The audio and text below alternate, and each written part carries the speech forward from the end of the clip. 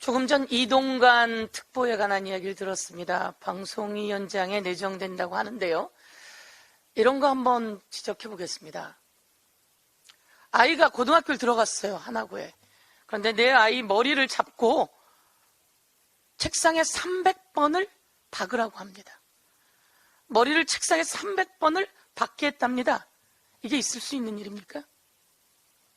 상대 아이를 때리라고 해서 잘 못 때렸다며 또다시 학생을 때렸다고 합니다.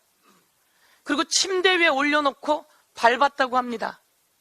그런데 이런 학폭이 있었고 이 학폭에 대한 문제 제기가 계속돼 왔고 거기에 이동관이라고 하는 아빠와 엄마가 권력자로서 어떻게 개입했는지가 문제 제기되어 왔습니다.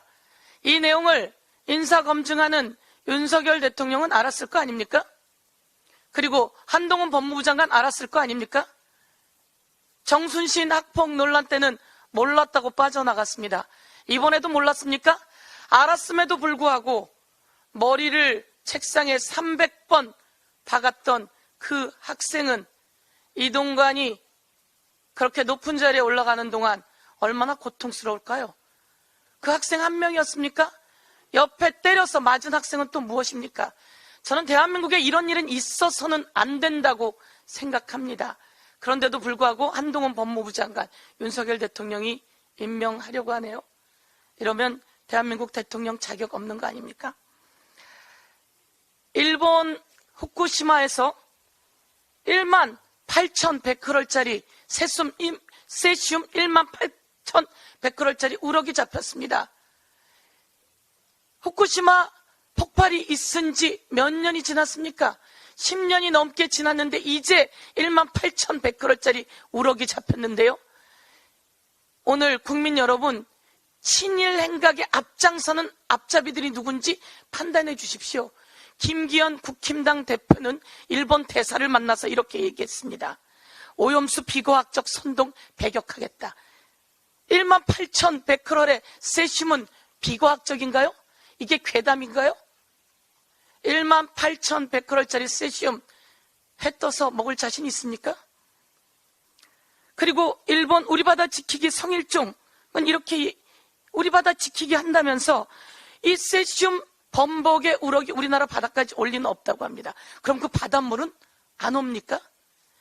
우리나라 바다 지키기 담당자가 아니라 우리나라 바다 내주기 친일 행각 오늘 고발합니다. 이런 1만 8,100크롤짜리 세슘 우럭이 발견됐는데요. 세슘은 말이죠, 암을 유발하고 난자와 정자에 영향을 미치고 그리고 근육 무기력증을 만들어내는 등 여러 가지 문제점이 있는 그런 내용이 있다라고 말씀드리겠습니다. 일본 어민들이 어제였나요? 후쿠시마현 후바타 어협동조합 어민들이 일본 니시무라 산업상을 만나서 방류하면 안 된다라고 하는 입장을 전달했다고 합니다. 일본의 중의원이 도쿄전력은 윗물만 살짝 떠서 실효 채취했기 때문에 문제가 있다고 지적했습니다. 그리고 일본 원자력 규제위가 원자로 손상이 확인되자 도쿄전력에 재검토를 요구했다고 합니다. 일본 내에서도 이런 일이 일어나고 있는데 우리나라 국힘당하고 국힘 대표가 일본을 두둔하는 친일 행각을 하고 있습니다. 이 사진을 한 번 더 봐주십시오. 넷플릭스에 더 데이즈라고 하는 드라마가 만들어졌다고 합니다. 넷플릭스에서 얼마 전까지만 해도 광고했다고 합니다. 76개국 정도 되는 나라가요, 벌써 넷플릭스 상위 10위 드라마에 올라간 이 데이즈가 도쿄전력의 폭발 그리고 그 과정을 담은 드라마라고 하는데요. 뭐 도쿄전력 내용을 담은 거라고 하긴 하는데요. 이게 무슨 일인지 우리나라 한국 넷플릭스에서 검색이 되지 않는다고 합니다. 이야기는 뭐 우리에게 올리지 않았다 이런 이야기가 있는데요. 김건희 여사가 넷플릭스 관계자들을 만났던 그 날이 기억에 나네요.